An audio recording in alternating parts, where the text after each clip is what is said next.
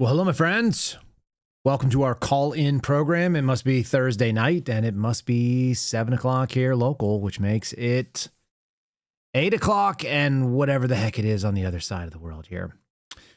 All right. Well, the line is now open. We have a new line for November. The way this works is if you are a member of any status on our YouTube channel, then you can get the call-in number.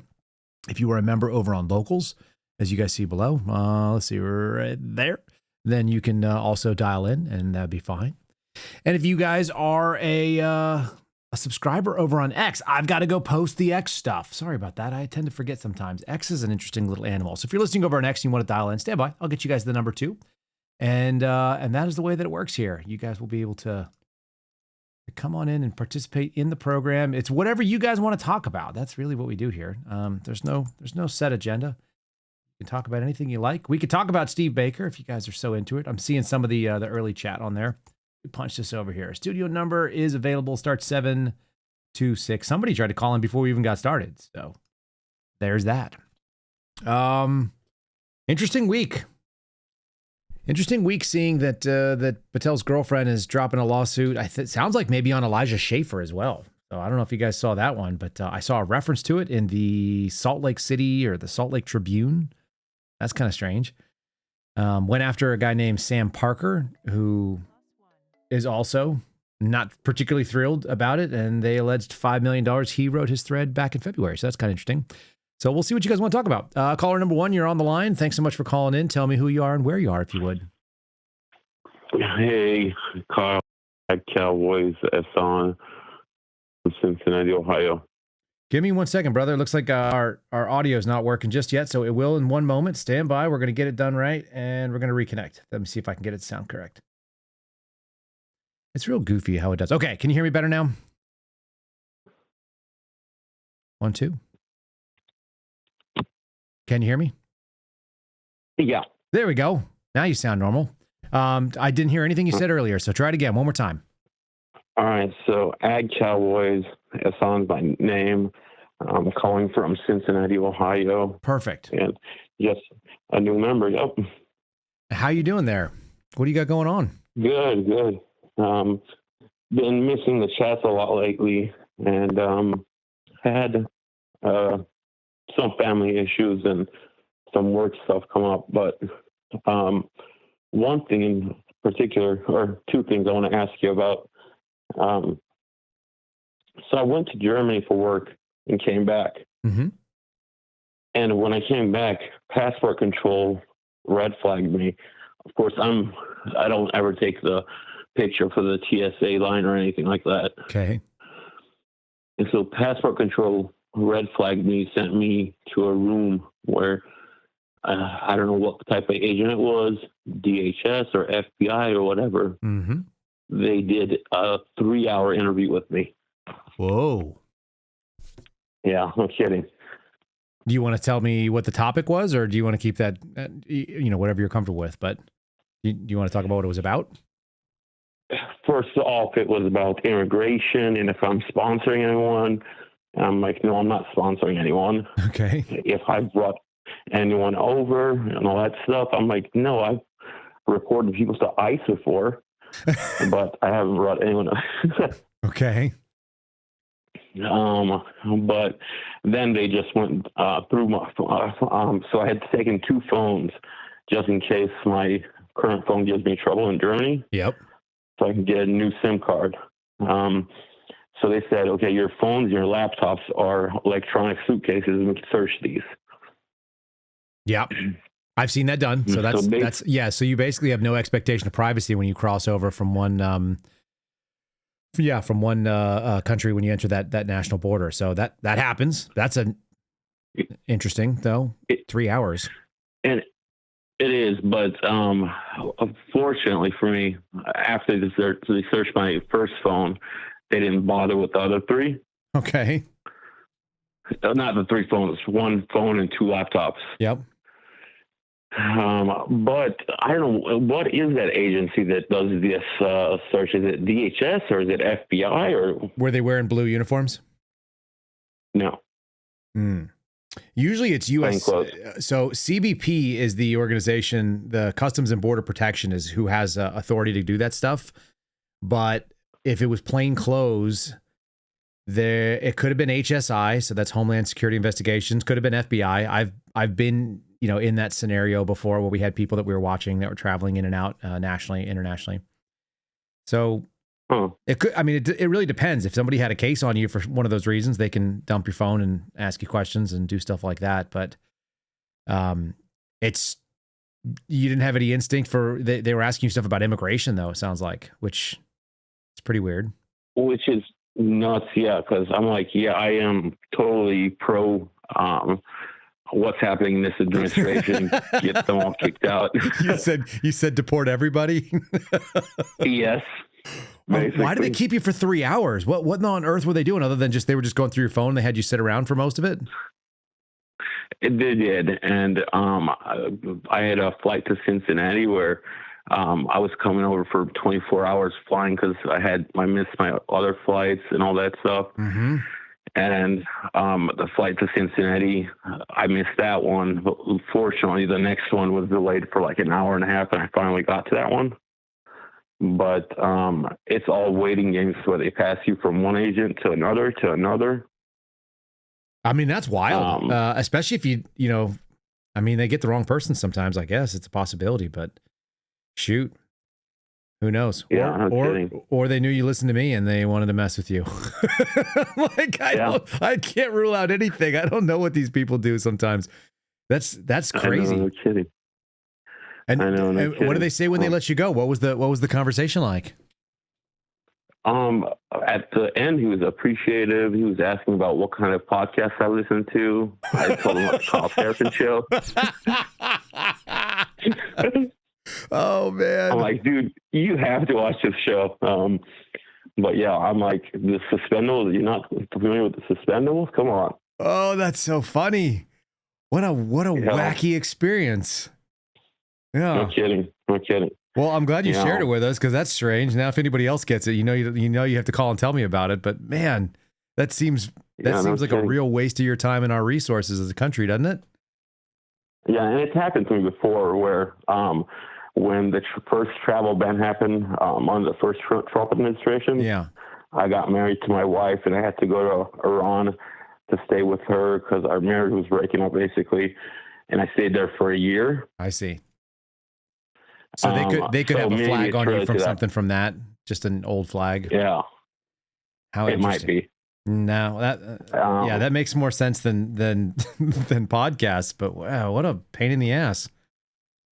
But the funny thing is, the last time that happened, I became friends with the agent there. He's like, "Hey, let me make a phone call to the State Department." And my wife's visa that was on hold for 3 years, he fixed in less than a week. Wow. Okay. Yeah. So it is what it is. And switch topics a little bit. Yeah, go for it. This Steve Baker thing, man, I am waiting to see what happens with this. Yeah, me too. So here's the bad news. I know all the details. And, I've and it all makes perfect sense. This is not a put-up job. He's not going for clicks here. He's playing for keeps with this. The question is how much shenanigans are going to happen on the back end and what government agencies are going to flex every muscle they have to try to stop this from happening. And that is exactly. That is really what's going on right now. So I've been talking to Steve and, I keep checking in on him to make sure he's okay. He doesn't need anything. He probably needs a couple of nights sleep because he's not getting that right now, as you can imagine. I was just talking to George Hill earlier today. And I said, Steve probably is going to end up having to have a couple of bourbons so he can go get a nap because he's so wired right now from this for the last couple of days in a row. And George said, yeah, I used to just eat, straight caffeine pills and sleep in the closet of the hotels I stayed in so I didn't get killed. So, we all handle things differently, but yeah, it's really frustrating because I very much want him to go forward with this. And as it stands right now, it sounds like the Blaze is backing him up, which is important, but you can imagine these, the government doesn't like admitting that it did something it shouldn't have done. No government they agency don't. does, and they're willing to flex in a big way, and it sounds like that's what's going on. I have only kind of a peripheral knowledge of what the shenanigans that are going on right now, but I'm pray for Steve if with put it in your prayers at night. He definitely needs it, and this country needs it. We need this expo, and we need to come to grips with what's going on. Both that and Steve deserves a $500,000 reward too. Hell yeah, he does. He deserves a Pulitzer. I mean, because the work that he's doing on this, like, who's done this? You know? Exactly. And there's a reason they arrested Steve. 100%. There is because they knew he's not corruptible. That's right. He's one of the suspendables, and they're afraid of the men that have character, not with character flaws, like they said. That is exactly right. No, that's 100% why they put him in cuffs, and it's 100% why there's even more to this story.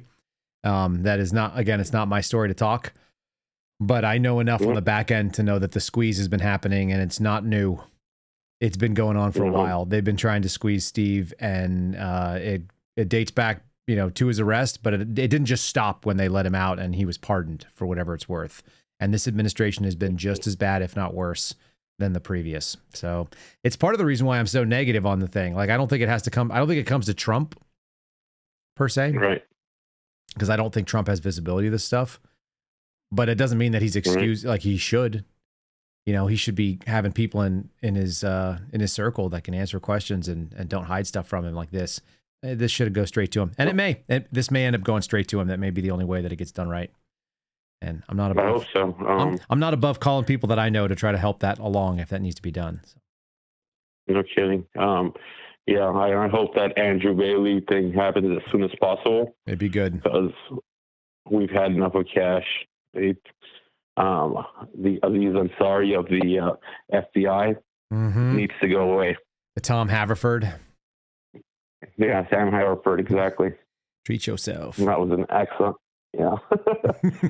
All right. Well, I'll leave the line. Whoever wants to get online, I appreciate the time. And everyone have a good night. I appreciate you calling in and telling us that story. And now people can be on the lookout. Hopefully it doesn't have to do with who you listen to. You shouldn't get pulled into a room for 3 hours on a podcast. But if you do, at least you have someone to come talk about it. So that's not nothing. That's pretty crazy, man. I appreciate it. I appreciate you sharing it. Yeah. Have a great night. All right. You too, man. Bye-bye. All right. That's one way to get your day started off or interrupt your travel plans. Most of us are worried about missing a flight, not getting dragged into customs for hours on end. Good Lord. A mess. We have a goofy system. And there's so many shenanigans that can happen behind the scenes, folks. Like, having been on the nomination end of things, you're sitting in a room that people can't see in. I've watched our subjects that were traveling in and out of the country, and it can be interesting.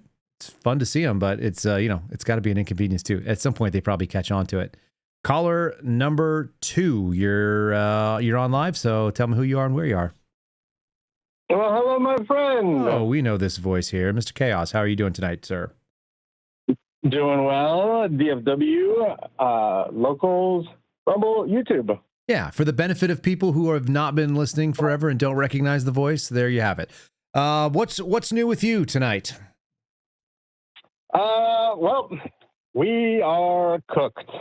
Yeah. I mean, that's a given. Wait a minute, hold on. Let's just get to business first. How was the trick or treating? How did the Halloween go? So I blame you.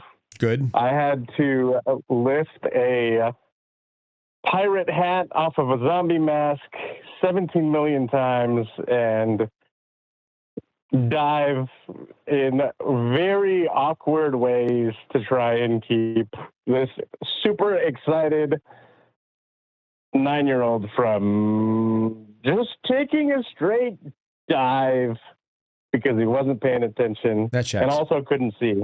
Yeah, that checks too. Because he was a zombie pirate. Nicely done. Well done on that. Dad victory. Returning home with a mostly intact kid on Halloween is a win. So good job. Yeah, so it was a fun experience. And yeah, I'll take blame for that. That was my bad. Yeah, you get the credit. You get the credit from him, and he wanted me to let you know specifically. Very good. I feel notified, and you can tell him way to take his plan and turn it into a reality. Yeah, there's something about young kids not having that sense of mortality or danger. Yeah. It's fun to observe. I mean, I feel like that's true for adults too. I mean, have you seen what's been going on in New York? Yeah, different levels. You're right. That's also true. I don't know. I watched my kid today, and he's they're uncomfortably close to dangerous things. My 2-year-old doesn't understand gravity, and I usually find out when she experiences it but doesn't understand what happened, and you know. I'm caught between being a dad going like, well, that's what happens, and also being like, I don't want my kids to be injured. So that's fair. Anyway, New York. And the beauty of it is that you look and you see it coming. You're just like, oh, I know what's about. I know the gears that are turning. Oh, I've got to move before you complete that thought. That's right. Yeah, it's bad decision theater. You can see it from the outside, and you can be a participant. You can try to stop it, but you won't get there fast enough. So you might as well just prepare your dad line response, I think. What do you think about New York? Yeah. Are they cooked, or are we cooked, or is everything cooked? I think everything's cooked, man. I mean, we're starting to see, like, I feel like my prediction was kind of spot on. On the 4th, we started seeing a little bit of something with the food stuff, and now we're starting to see a little bit more news popping up. Mm-hmm. And it's getting quelled in most places, but we are seeing those spots. I think somebody in Florida got shot and killed for going in and trying to take a whole bunch of stuff. You've seen a bunch of videos of people. I saw that. I don't know. I think New York is. I think they are. They're in the phrase that I've heard is you can vote your way into socialism, but you have to shoot your way out. And unfortunately, they're going to try to prove it. I don't think that. I mean, Trump won on building a wall. I mean, maybe we can build one around New York. Take a little bit of the fun. You know, I'm for it. You know, I'm 100% behind build the wall. I think we should build a New York wall. Look at this. I got my helmet ready to go, man. Look at this. I'm ready to go. I know you can't see. It won't work with my. It won't work with my current. I saw from the. With my ears, it's not going to work. But I'm gonna put it on the table over here. It's freaking sweet. It's a freaking sweet helmet. I was gonna paint it black, and then I was like, why? I'm gonna leave it red. I'm not trying to do night sneaky stuff. I'm trying to let people know I don't want to get shot with some freaking less than lethal ammunition in the head. That'd be fine. Between that and the silent bag, I think you're ready to go for some of the stuff that I think. Yeah, we got covert comms when necessary. Bug out burner phones. You never know. Activate on need. Mm-hmm. These cameras are really neat too. Actually, if I can get, my buddy has a live view, and I don't want to buy one and set up the whole thing. But if I end up with a live view, I can live stream like 4K video footage out from 2 different cameras, which would be really cool. One of them is 360, so that's kind of cool too. Where you can actually pan around.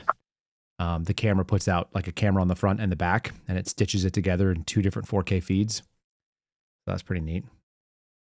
Got some fun stuff. I mean, you got a bunch of, the thing that I think about the live reporting in some of these situations is that you've got a bunch of people who have been doing it, but don't know exactly what it is that they're doing. They're going through trial by fire. And then you've got guys like you who know exactly what it is that you're going into and know how to take care of it. So I think, I don't know. I'd look at running a training course, maybe. Possibly for some journalists. That might be kind of fun. I think a lot of them have it all pretty figured out. I saw that when I walked down there. I'm like, some of these people don't have it figured out. Here we go. We'll show it on the screen here. So look at this, folks. Camera up on the front, right? Ready to go. It's got armor on the lenses, and it's got armor on the screen, so I can see it forward facing, so people can see that part. And then on the sides, we got the rail set up. Right. You got all 3 corners, and then on the front, you don't have the press marker, the press placards, but I have those on my body armor, and I'd wear body armor just because, whatever, why not? My body armor actually has an armored case for a cell phone that I can actually use as a body cam as well. So that's pretty cool too. I mean, that's the way to go, man. I mean, When you I when you feel like when you have a when you- Geardo, when you have a Geardo that wants to do something that requires gear, you end up with like a pretty gear focused thing. You end up with somebody who knows what's up. Yeah, no, I'm kind of the same way. I've got my thing is flashlights.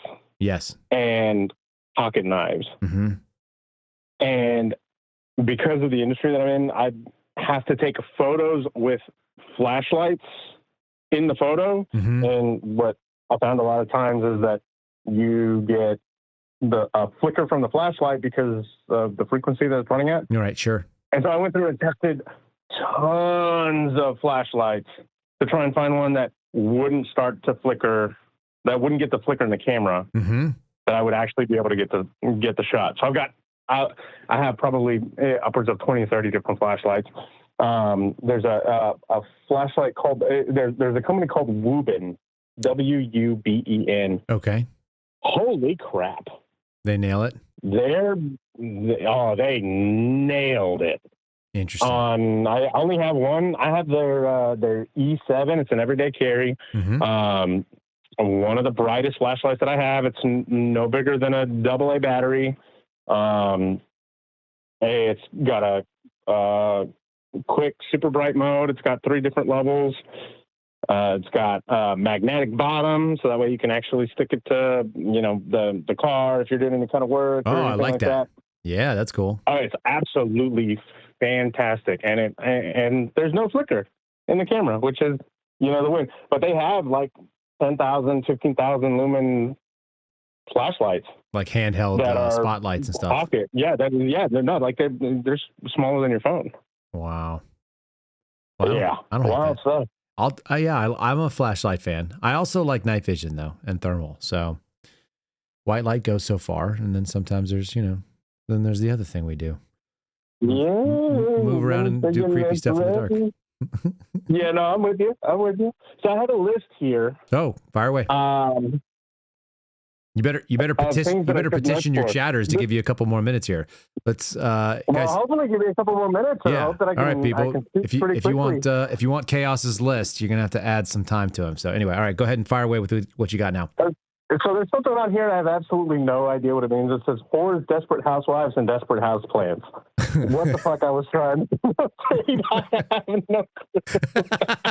say? Desperate Housewives and Desperate House Plants. Unknown. I like it.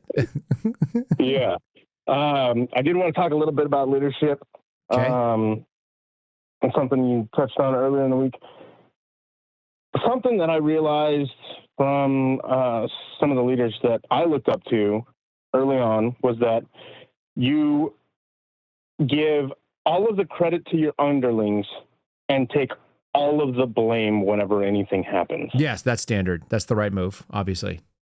But it's not common. It's not common, obviously. Either. No, it's not common in any way, shape, or form. And I actually used to do this as a sales manager. Mm-hmm. Is I would go through and help close sales and then give the sale and the commission to my team.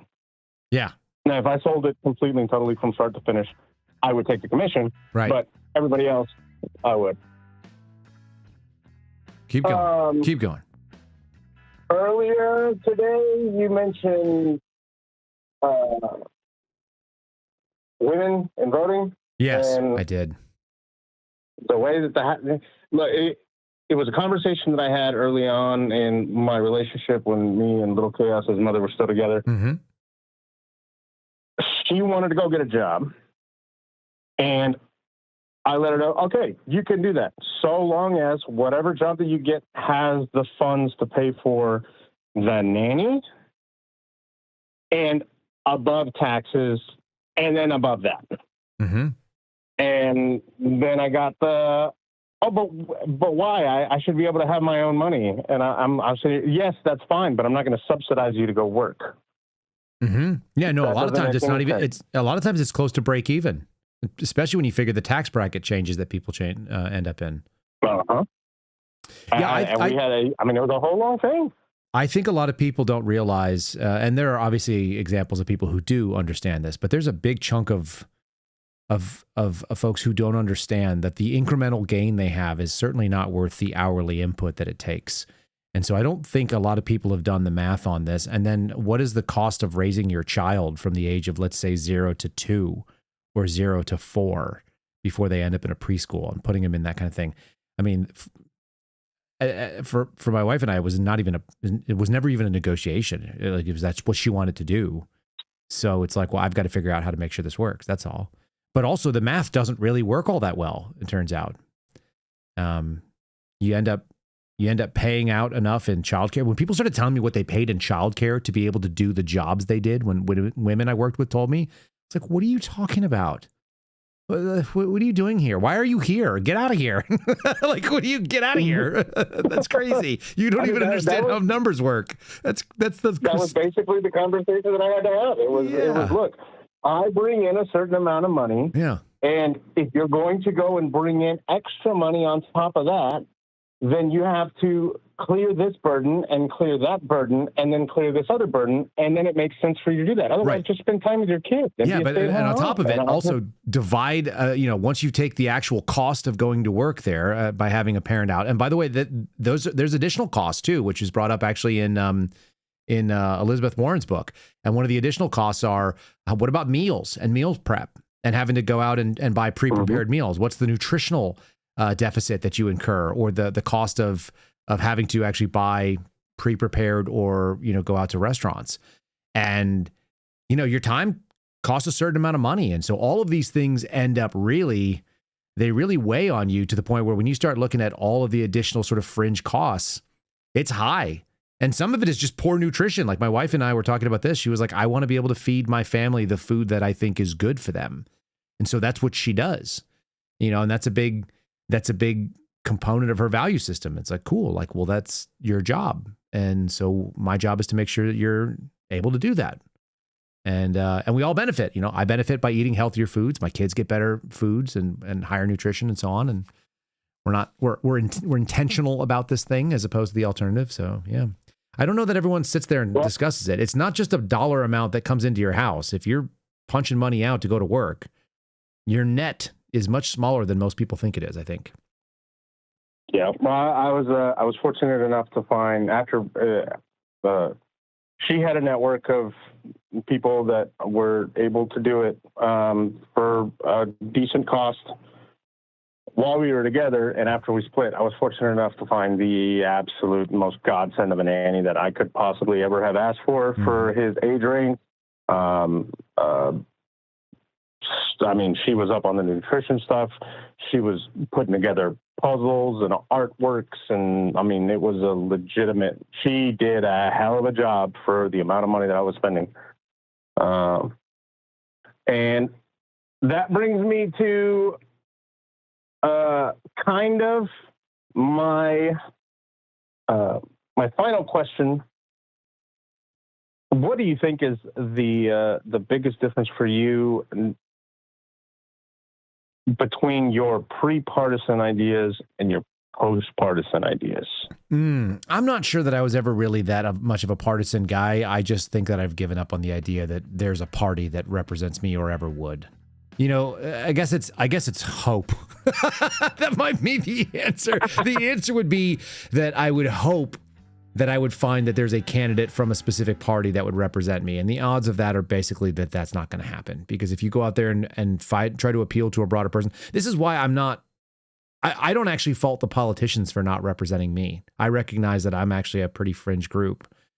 The problem is that the people I interact with, a lot of the folks that I do, particularly people that listen to this program, they also have that same fringe idea. And we're not without a constituency, or we're not like without a group of or a percentage of the population. It's just not very big. So the interest in sort of contributing or catering to us is smaller. But I'll meet 1 in 5 or 1 in 8 families at church, and it's like, yeah, we're on the same page here, but we're not going to be able to win an election for somebody. So my post-partisanship is more like acceptance, if that makes sense. I think a lot of that though is that we're the constituency that pays attention, and unfortunately, the constituency that pays attention knows what the hell is going on a little bit, Yes. and has enough of an idea to vocalize exactly what it is, either that they think, that they want, do so in a concise and cohesive way, and at the end of it, be willing to push back if that's not what we get. You know, it's it's this whole thing of what people don't understand. I think I work a job where I am essentially a consultant. I am also commission based. So if I don't work, I don't make any money at all. There's no, this is how much I charge per hour. No, you tell me what work I have to do, and I'm going to tell you what I think that is worth for me to do. And then if you're not willing to pay it, well, then I'm going to move on to somebody else. And I think that, I mean, I've done door-to-door sales for the better part of a decade. You want to get really, really, really good at understanding what it feels like to be rejected by the vast majority of the people that you talk to. Definitely. You just go do door-to-door sales. Yes. And then you realize, oh, the government is just one gigantic door that you knock on again and again and again and again. And they just tell you, no, no, no, no. No, that's not I mean, and door-to-door salespeople actually make decent FBI agents, it turns out, because they know how to be rejected and how to talk to people and how to talk past it. So that's what I found was not common in my colleagues. A lot of them do not know how to talk to people, and they're just weird. They just say weird stuff. Well, it's because there's more money in door-to-door sales. Yeah, that's fair. Fair enough. All right. Well, I'll leave you with two final thoughts. Give them to me. The first one is deism. Maybe look a little bit into that. I think there might be some threads that kind of connect into Christianity and Catholicism. Okay. I have an explanation, but it's much longer than. Put it on your list for next week. We'll do a whole thing and discuss. It's on my list for next week. Okay. And then, of course, we have The Gentleman. Not yet, but still on the list. Not yet. I've been trying to watch more of the. You know what? I've been watching more with my wife. We've been watching more of the Chosen, because it's really uplifting to watch that as opposed to a lot of the more secular geared things that I would generally watch. I don't ever feel better about watching secular stuff, but watching somebody like an artist rendering of the life of Jesus is actually really good for me at the end of the night, because I watch enough of the shitty things that are out there in the world as a professional observer of it, and it's not that much fun. So I'm going to work through it. When I run out of seasons there, I will actually watch some more movies that are more grown up movies. Every time I do, my wife is always like, that was depressing. So it's on my list. I haven't forgotten. This is the one that's depressing. I think this one actually has a really.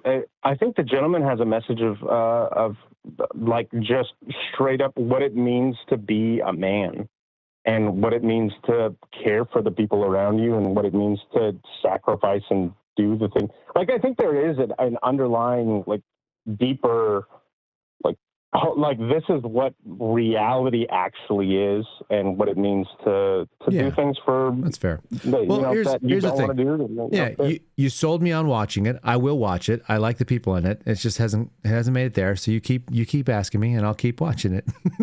I'll keep eventually getting there. It's on my list. It will get there. I promise you. This is how it works. You keep asking. I'll get there. The answer will be yes soon. Brother. All right. Well, you have a wonderful rest of your night, and hopefully we get Tactinus to follow me this time. We'll see. Yeah, we'll see. Go give your kiddo a hug and tell him good work. We'll do. All right. Thank you, sir. Have a good night. Bye. All right, there it is. So line open, and we'll see who's going to jump in here next. I'm trying to watch more uplifting things. I'm trying to watch things that are better for my soul or my brain as I go and I try to sleep at night, because otherwise I just carry all this crap with me, and I 100% will carry this crap with me. I'll wake up thinking about it. I'll wake up panicky about it. Caller number 3, who is it and where are you? It's Todd from Pennsylvania. How are you doing, sir? Oh, not too bad. How about yourself? I am doing well. I could complain, but nobody cares, and nor should they. So, well, I don't know if you noticed or not, but our airplane is in Incheon, South Korea now. I did. Yes, I have been paying attention to this. I don't know how long he's going to be there. What do you make of that? What do you think? Yeah. Hold on. Do you want the music? You want the music? Can I give you the music? Sure, give me music. Did you hear the music this morning? Yes, I did. I loved it. Stand by. Every movie makes, I see it on the screen. It's so good. It just gets you right in the heart. Whoever wrote this guy did a really good job. I assume this was AI generated, right? It would have to be. It would have to be.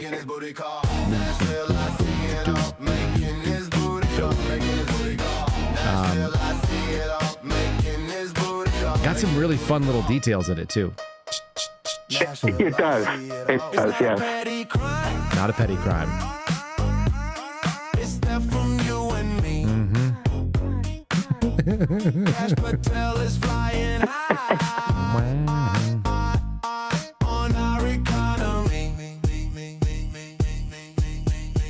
Making this booty call. Nashville, I see it all. Making this booty call. Making this booty call. Nashville, I see it all. Making this booty call. Okay, so here's the thing. The guy who made that, right? He reached out to me in DM and he sent me a Dropbox link and he goes, "Here's the WAV file if you want to use it on your show." And I went, "You know what? Shit, I do want to use it on my show. So thanks, man." That's pretty freaking cool. It's pretty cool that he came up with that. Yeah, it is. Yeah. I'm not sure which is cooler though, that or stealing the F-16 shanty song. I kind of like shanty songs. I am a huge sea shanty singer lover. My kids really like it too. They really like the what's the one? Have you heard the Weller Man? You know that song? The Weller Man. Mm-hmm. Yes. It's been a while, but yes. Yeah.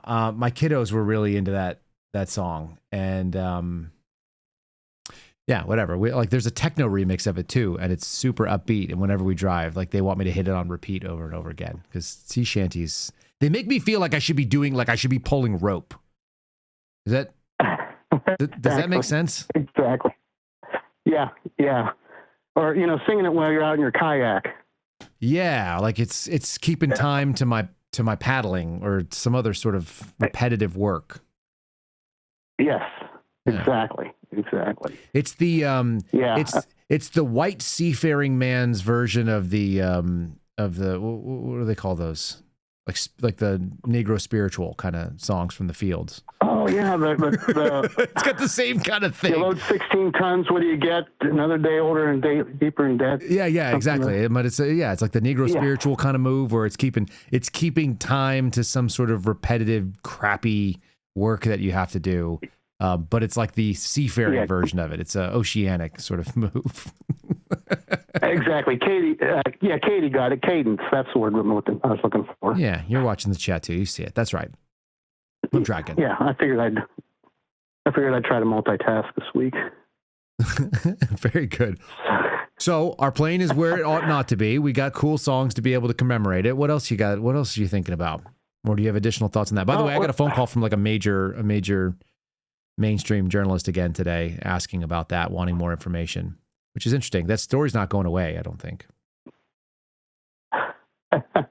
Well, so I can't. It's got me blocked on FlightAware. I can't see it for some reason on FlightAware anymore. Yeah, no, so they blocked I it. sent you that. There's other ways to block. I DM'd that link to you. That Yeah, I've got more than one way to track it. Let's just say that. I'm not about to lose track of that thing because of him.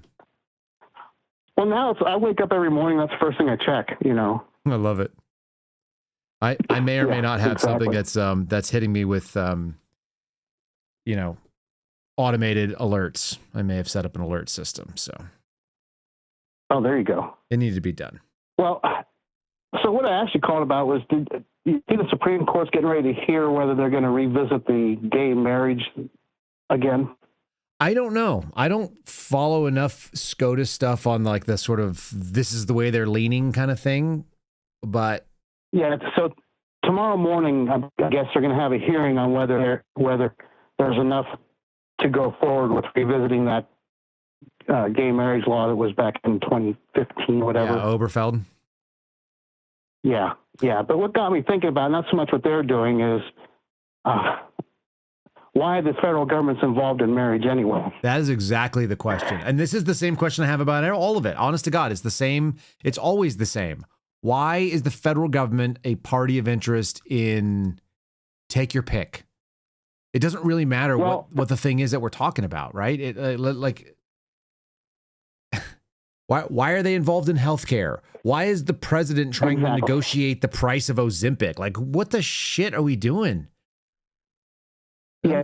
Well, and actually, you hit on the reason this morning when you're talking about the 16th Amendment. Mm.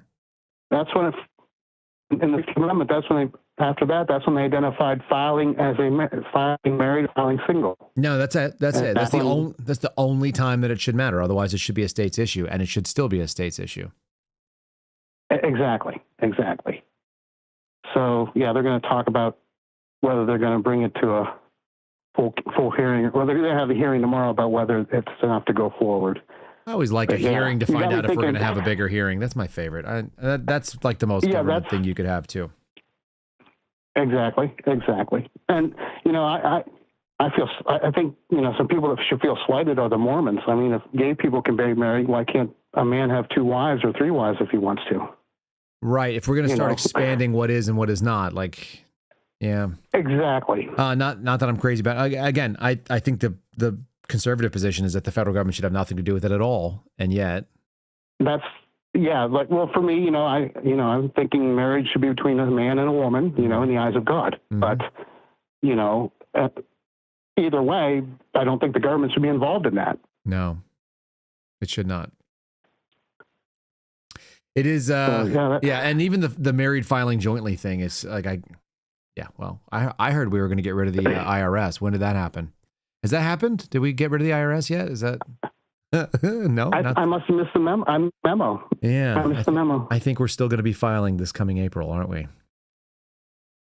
Yeah. So that's fun. Yeah, and the neighbors of New York, they got that new mayor in. But Pennsylvania's still standing, so we're okay so far.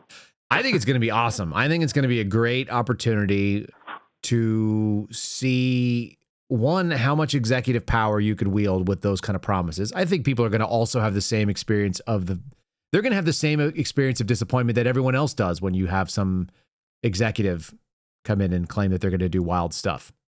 I don't think they can, not nearly as much. So that'll be, but again, what did my buddy say? He said something about it. He said it's the equivalent of like somebody, riding a dirt bike into communism, or somebody riding like a motorcycle, like a real motorcycle. They were heading that way anyway. It's New York. They've been getting dumber. So yeah. Well, and ties to that women voting thing also.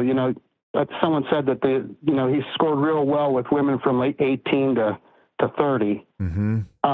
But it doesn't surprise me because, when you look around, I don't know about down your area, but if you pay attention to the women between 18 and 30, they're kind of focusing on not so much a relationship, but a sugar daddy. So they've gotten an elected sugar daddy into the office. Yeah, I mean, if you expect the government's going to provide for you, then who needs a man, I guess. It's an interesting... Yeah, I had a woman that's allegedly conservative, and she was just like, I don't support repealing the 19th Amendment. And it's like, well, it's not very conservative of you, because she's like, I think women should be able to vote. And it's like, that's fine. The founders of this country didn't think that. But it wasn't because they hated women. That'd be a pretty absurd thing to make the claim. I don't think that they disrespected or didn't think women were of value. It's just... less and specific suffrage was actually the design of the republic. And the more democratic we've gotten, the dumber the ideas are. Somebody sent me something from Nietzsche the other day, and it was essentially making the argument that the more democratic you get, the more mediocre, the more you elevate the position of mediocrity, because every man gets a say, and so the exceptional are less exceptional because they're balanced out by people who are far less exceptional. That's probably true. Exactly. It sounds elitist, but the outcome may be way better. So should we really rule it out? Yeah, I agree. I mean, give everybody a fair chance, but don't take from others to give them that chance. Yeah, well, 42 million people are depending on the other 300 million people to make sure they're out there being okay.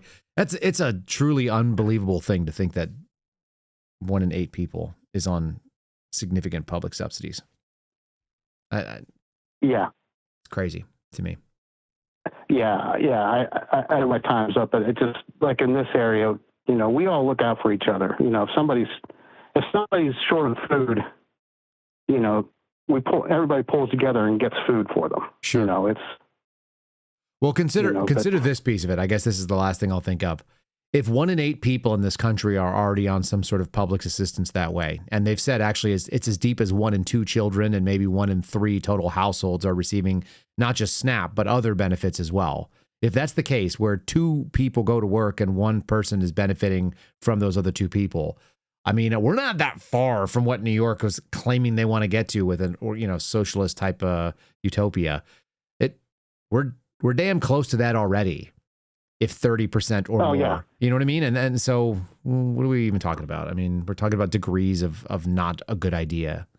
So anyway, Exactly. I think chaos is right. I think we're cooked, but I don't think it means that you have to think the world's going to end. I just think I think whatever this iteration of the American experiment is probably not going to be able to survive too much longer. And then we'll see what the next one looks like. And hopefully it's a transition that's relatively nonviolent. That's my hope. I actually think I think it's real possible. I think we're getting into the hard times make strong men. I think we're getting into that area, or we are into that area. Yeah, no, we've more or less found ourselves there. I actually have a really fun little clip that I'll play when you jump off, so you can listen to it. And it is okay. It's a Mondami clip, and I'll put some commentary on there as well. That's because it's kind of fun. But I found this today. Sounds good. All right.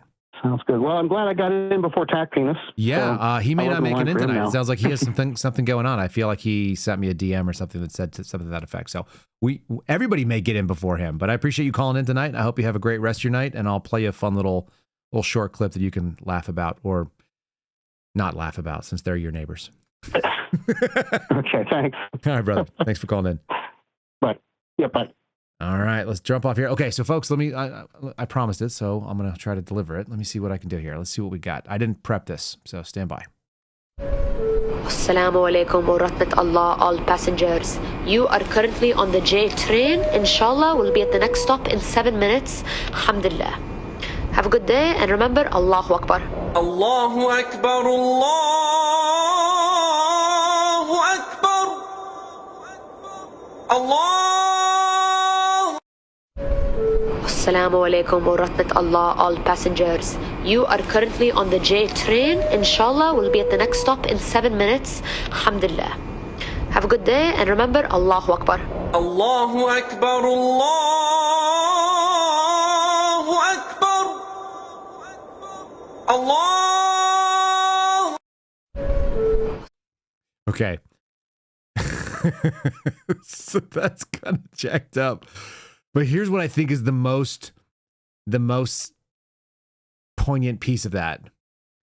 The dude is still sitting there, and he's still riding that train because he still lives there, even though all this stuff has happened. And I think that is actually that's the most accurate part of this whole little commentary they're doing. Because people will actually endure almost anything so they don't have to move, and they don't have to go and try something new, and they don't have to pick up their life. And so, like, he looks miserable, and the dude looks like he's just, you know, mentally suffering how to get to this. And yet he's riding the freaking J train, or whatever the hell he just said. And he's en route to go do his job that he's doesn't look happy about, wearing his Yankees hat. So there's that. I think that's the most likely thing. People will actually tolerate almost anything to not have to do the hard thing, which means you get away. I have people on social media all the time that'll be telling me stupid things, and it's like, listen, bro, you can't tell me that. You live in California. Your opinion is mildly uninteresting from there. If you're going to try to make commentary about what's going on in other cities or other country or other parts of our country that are jacked up, like, you live in California. What are you still doing there? You want to talk from a position of strength, move somewhere where you can actually talk and say, yeah, I've done the hard thing. I uprooted my life. I went and lived my values because of this. And if you're going to say, well, you know, I'm holding ground, it's like you're holding ground in places that are going to get conquered. So there's no nobility in that. This is not like the Alamo. It's not gonna turn the tide. You're just gonna get steamrolled, and Gavin Newsom will take your money and give it to a homeless tranny or whatever. So there's that. There used to be T-shirts in Austin. You could go down on South Congress, which is south of the river, just below the state capitol, and you could go into these T-shirt shops and stuff, and they would always have these little messages: "Don't California my Texas," and you're like, yeah. And now that would probably be offensive. And they've California'd it so much that that area is too expensive for what used to be the folks who live down there. So now it's like 100% California. They've got really wild, expensive retail and so on because they've truly California'd it up. So, and the same people probably live there and they're just frustrated.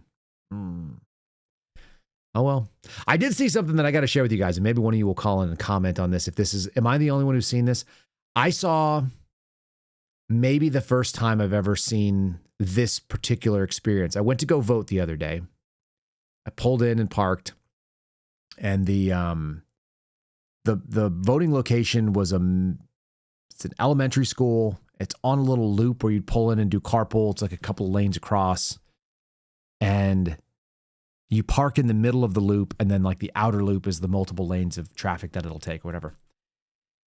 And yeah, I've literally never seen where people were parked in a parking lot doing things that they were supposed to be doing, and 12, maybe 15 Indian men of, let's just call it military age, because I don't know what else to call it, military aged Indian men were playing cricket with like a hard ball and a wacky bat and whatever the hell cricket is. And I watched them bounce it off somebody's hood and went out there and I'm like, wait, what? You're hitting a ball and people have parked here. For a second, I thought they were doing like some little like chip shot game and it wasn't going to affect people's vehicles. Then I watched it bounce off somebody's hood and I was like, you sons of bitches. If somebody dents my truck because these freaking inbred idiots, which is what they look like, I'm just looking at them objectively and the way that they operated, the way that they communicated, and the way that their sort of like body presentation was, it looked like they may not have like the genetics to be able to be in this country. I don't know what the hell job they took that somebody else couldn't get, but here they were.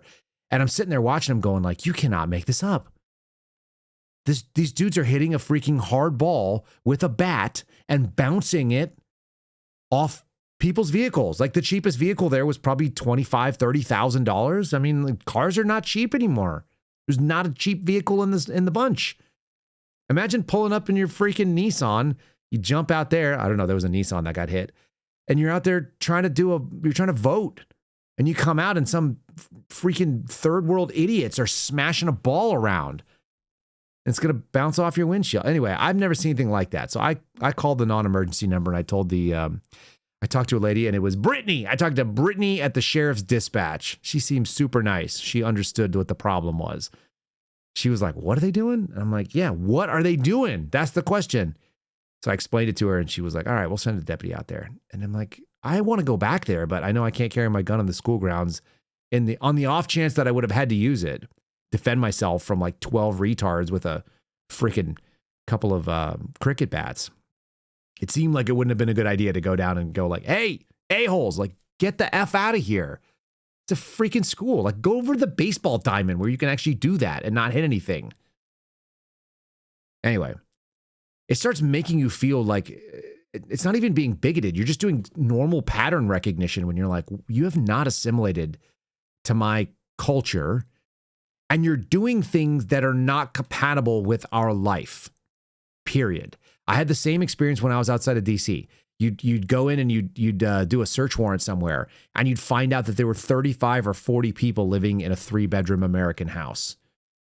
And you're like, dude, you came from some third world crap hole and then you snuck into my country and then you're living in a crap hole because you took some regular house and you made it like a squat house or a flop house.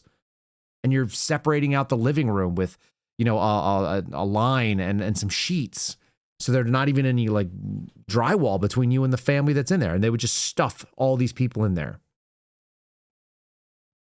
We don't end up bringing their standard of living up when people come in here illegally and they cannot afford to live, or they don't even have the ability to do jobs like we do. All we end up doing is like bringing our standard down, or having retards hit their freaking ball into your expensive vehicle. And you're like, why should I have dents in my vehicle because this clown who's walking around in flip-flops and his pajama bottoms, hanging out with his bros, smashing a freaking ball around, and they're playing cricket. I don't even know what the rules of cricket are, but I want to fight people that play cricket. Maybe that's totally bigoted. But when I see cricket, it makes me mad. And I never got mad about people playing soccer for some reason, or football. I never got upset about that, but I really don't like cricket. It feels decidedly not American to play cricket. We already have a bat game, and you can play it too if you don't suck. And it's harder, I think. But you can't play baseball where the cars are. Because if you play baseball where the cars are, you're going to get me upset too. I'm like a grouch everywhere, folks. I walk around and I'm like, why am I even out of my house? Why am I even dealing with clowns? They're pushing it. They're pushing the envelope, and they know it. We're going to get chaos in here one more time, I bet. Who's on my line? Well, hello, my friend. There he is. See, what do you got? You got a cricket story? Because it's we may shut this thing down, but I really hate people hitting a cricket bat. I don't like it. I don't like seeing it. It pisses me off. Is that normal? Validate me here. Normal, but I think I'm more pissed off at rugby than I am at cricket. Really? Just because I don't watch baseball, but I watch a lot of soccer and I played football a little bit. Right. So I watch rugby and I'm like, I mean, what are you doing? Rugby's hard though. I mean you guys you're roughing each other up. Yeah, I enjoy that. You can respect rugby, actually, right? Yeah. Okay. Actually, a buddy that was he wanted to be an astronaut. Got his master's degree in astrophysics, and I'm glad you added that part to it. Because if you just told me that you had a buddy who wanted to be an astronaut and just left it at that, that would have been maybe the best. That would have been the best throwaway. My friend, no context. He played rugby, so he could be an astronaut. Got it. Okay. Yes. And so I look at that and I go, well, why would you? I mean, you're a fucking brainiac. Why your body on the line? This seems counterintuitive. Yeah. No, I was thinking about a story. I was a TSA undercover plainclothesman this one time, and I interviewed this guy for 3 hours. No, I think the India. The whole everything that's going on with H-1B visas and it's frustrating. What's actually been happening to just our job market, but our communities. Yeah, it's not frustrating.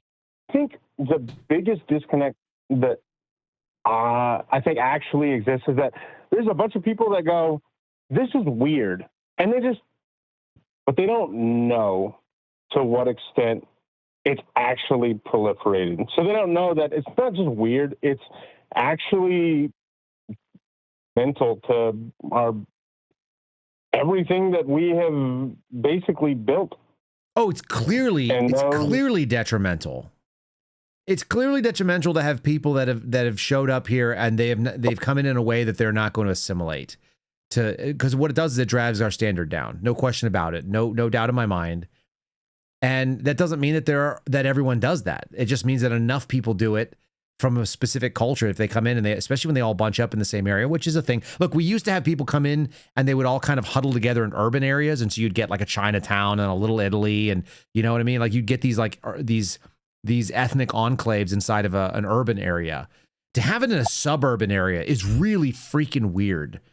And that's the new iteration of it. And maybe that's just what happens next. And maybe that's just the way that it's meant to evolve. But it feels like it's actually not like I never had a problem with going through an urban area where a particular group of ethnic immigrants had moved in and taken over. You're like, got it. Okay. Well, like it makes sense that people would stick together in that area.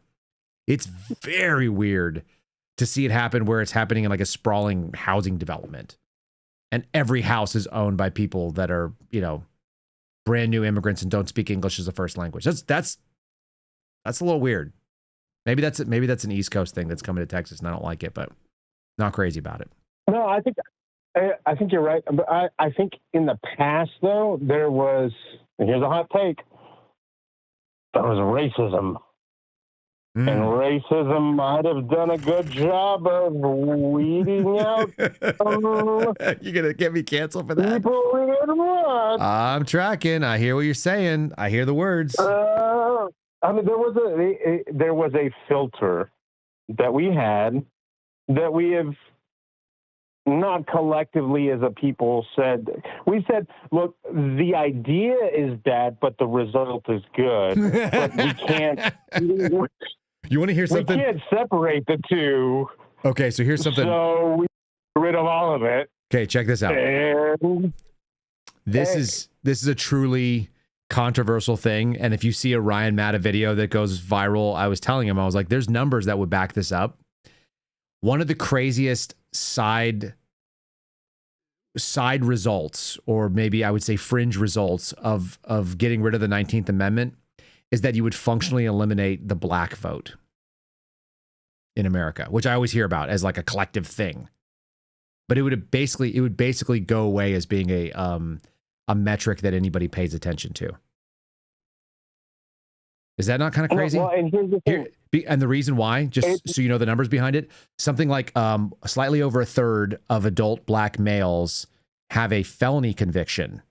And so you remove a third of them plus all the women, it makes it a basically statistically irrelevant voting block at that point, which is a really crazy thing to like just, if you were to do that, it would be a fringe thing that would happen. And somebody would be like, oh, that's why they'll not ever want to do that for whatever it's worth. Like somebody will do the numbers on it and go like, oh yeah, not only will women not vote for us, but like also we'll eliminate like a group that is sort of considered to be kind of a firewall coalition. So there's all these little funny things. So you brought up a racist line there, or racism. And I think it's funny because that's what people would claim it would be. It's like, I don't know. I'm just seeing what the numbers look like. I'm just looking at facts. Yeah, well, I think the reality of the situation is actually a lot deeper than that. I don't think that it would remove. I think statistically it would remove that voting block. Sure, the felons that if you get rid of felons and you so which you don't have already, and then who, like the people who actually show up, I think that the quote unquote the black vote, generally speaking, it ends up being more women than not. Those are the people who are more interested, or people that have similar values that live like me. And like, I've got friends who are black and they basically are indistinguishable from me culturally. So we're going to vote the same way. We have the same values. We have military service. You know, we care about the country. We have firearms, and, you know, we save money and we do things responsibly and so on and so forth. So like the skin color is irrelevant then. But the black vote that I think that the Democrat Party has always counted on is a very specific one. And I think it would basically evaporate if we got rid of women voting. It would just be a sort of a side thing that would additionally happen because of the way that it would go down. Anyway, that's my guess from looking at the numbers, the statistics on it. I agree, but I think it would do. I think there's a second order effect. Number one, I think that the black, you know, the quote unquote black vote, it's kind of racist a little bit. Seems kind of hypocritical to even have that kind of a discussion. Yeah. Mm-hmm. I mean, just a little bit. But no, I agree. Honest, the idea that any block votes like that, or any group of people theoretically vote specific to to their skin color, is crazy to me. But they do say it. And but I think, and you could read all kinds of articles about it. So there's statistics that have been caught up on it. I think the second order effect is that the people who actually care, who want to do better, who want better for their families and their neighbors, which, if we're going to go by statistics, typically your family and your neighbors tend to be the same nationality or the same culture, the same race, the same, the blocks. Well, it's going to drive people towards meritocracy. Hmm. Because the people that are wanting to make a change or realize that, oh, all of a sudden this thing that I can't do because 30% or 40% of us are felons, now we are all of a sudden, no, I want something better for my kids, which is the second order and the third order effect is that all of a sudden you start paying attention to something that is a little bit more local, and you want to do things that aren't for you and your interests, and then maybe immediately the community around you. I don't know. And I mean that exists. That's an opportunity already, and some people choose it and some people don't. So my divide. Yeah, but if you remove the 19th, is more so like this is what I'm looking at and saying, okay, here's the second and third order. Is that yeah, I hear what you're saying. I think what it tells you is that if we did something like that, we would be pushing back towards more of what this country was actually designed to do, which was look out for Western values. And since we've decided to erode the actual the structural foundation with the centralizing power with the federal government collecting taxes, since we've decided to go and democratize the Senate, which it had no business doing. Like we've already screwed up two really, really important things. The federal government was never meant to be primary, and that happened with the 16th Amendment. And then obviously when we started taking away and made direct election of senators instead of taking it away from the state houses, then we've also subjugated the states even further. So both of those were deadly, destructive powers against states' rights. So, I mean, that's the way that it looks like to me. And if you wanted to start swinging back towards the states' rights and family-oriented type things, then it'd be great. But that would also indicate that we were looking at what were the original values that this country was founded on in the first place. And do we care about them? And I do. And I would like to see it. I'd love to see kind of a hard reset. Somebody said that removing women's ability to vote would be like restarting the country in safe mode. What do you think of that? For those of you that are listening, if you've never had like a computer crash and then like restarts in safe mode, that was the analogy I heard today, and I absolutely think that is hysterical. It's a really funny idea. I honestly, I don't disagree. I think that I know. And the reason is because if you're going to make decisions based on feeling, and you don't understand that your feelings change based on how much sleep you've had for the day and how many times you've drank water and whether or not you're full or hungry, mm-hmm. or whether or not you stubbed your toe on the way to work, mm-hmm. and it sets the entirety of whatever for the entirety of the day, then you can't realize that you're voting for something that is changing to the wind. And let me make it more accessible. Are you ready for this? Yeah. Women who are listening, and there are a number of them in our chat at the moment. You guys know exactly what I'm talking about, but a significant number of you have fallen asleep next to your spouse, had a dream that your spouse did something that they should not have done, whether it was a cheating or whether they were like mad at you or they didn't help you with something or they somehow betrayed your trust in your dream, and you woke up and you were still pissed off at them about something that you created in your head.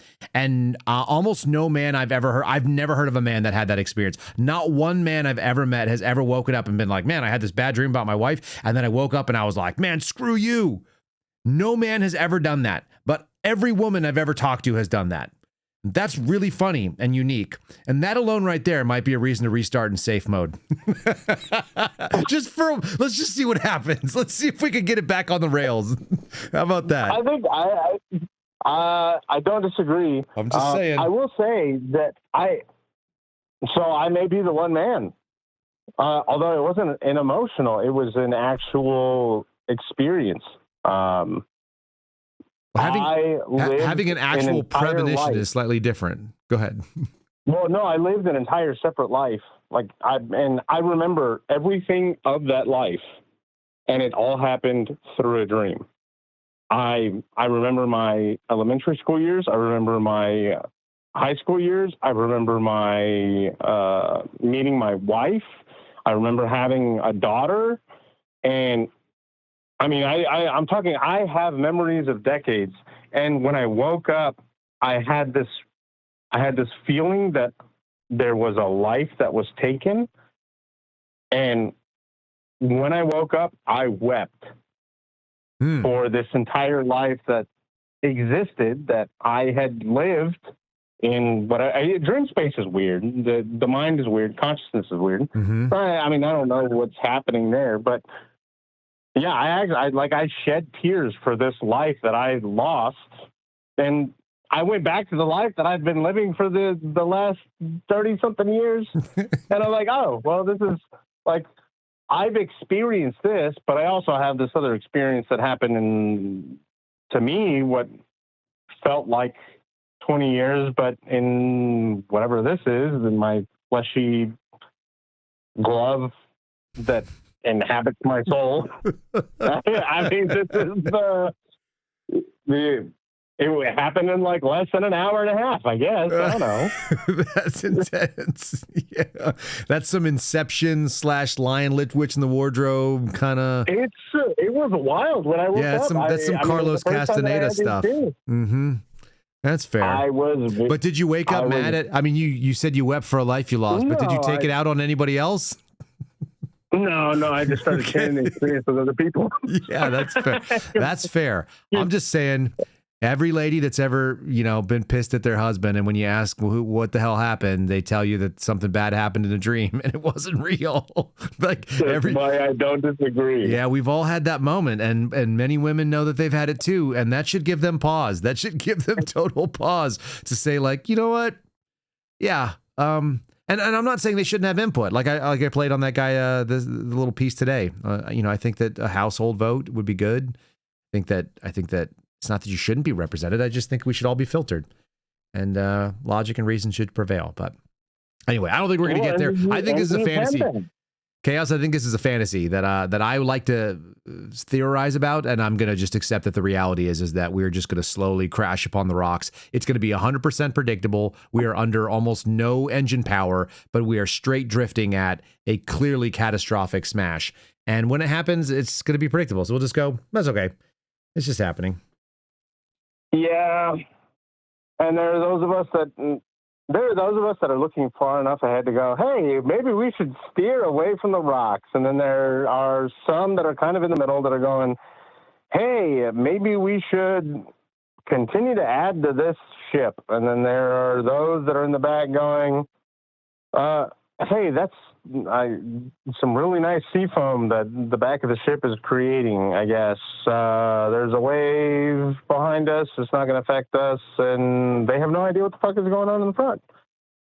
Okay. Chaos, we're going to just take a quick second here, because on the chat screen right now, Tim is admitting that I was correct about the Declaration of Independence and the Constitution. Far be it from me to say I'm perfect, but when I make that claim, I was pretty clean on it. I was pretty sure, especially because I was looking at the Constitution. The Constitution does not encourage life, liberty, the pursuit of happiness, or property.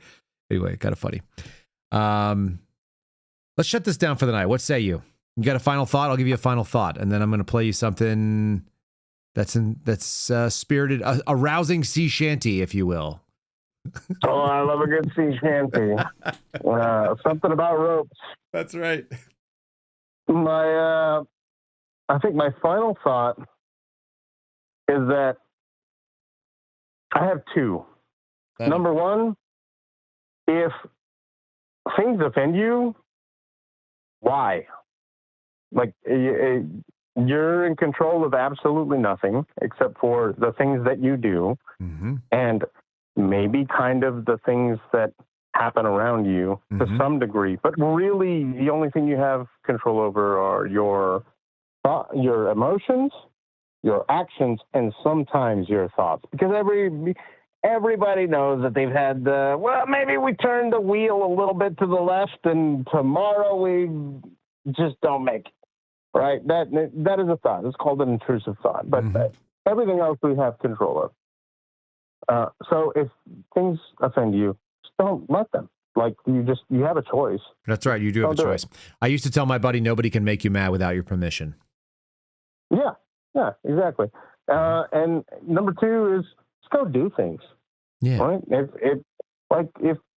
If the sign says don't pick up the sign and move it to the left 2 inches, then pick it up and move it to the left 3 inches. If it says, there might be a reason for the sign, but just go do it and, figure out whether or not the sign's worth having in the first place.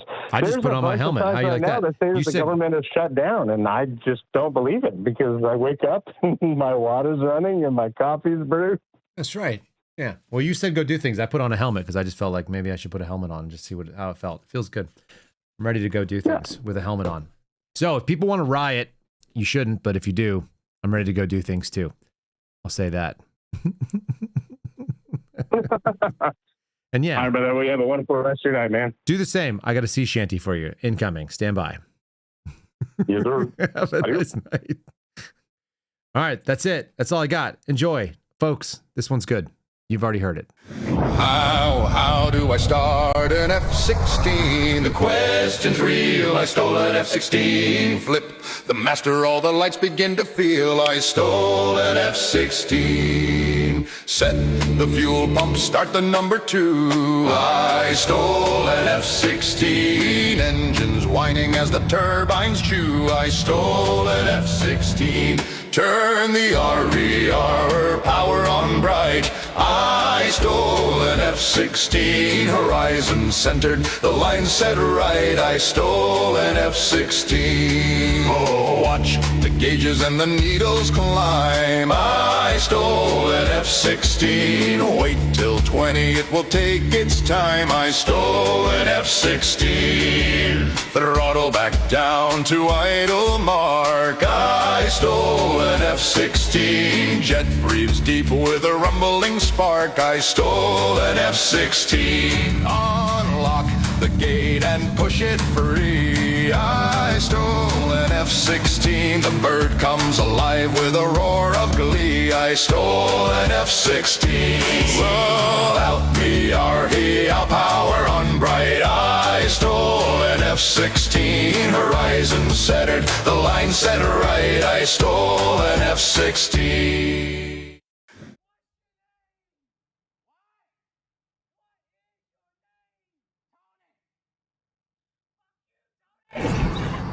What's your name? Ezekiel! Fuck you, Ezekiel! Fuck you! Fuck you! Hey, you know what I did last night? You better not bring my mother into this! You know what I did? You better not! I broke that fly over there! Oh! And I fucked your mother next to it! Fuck you, Ezekiel! Fuck you! Fuck you!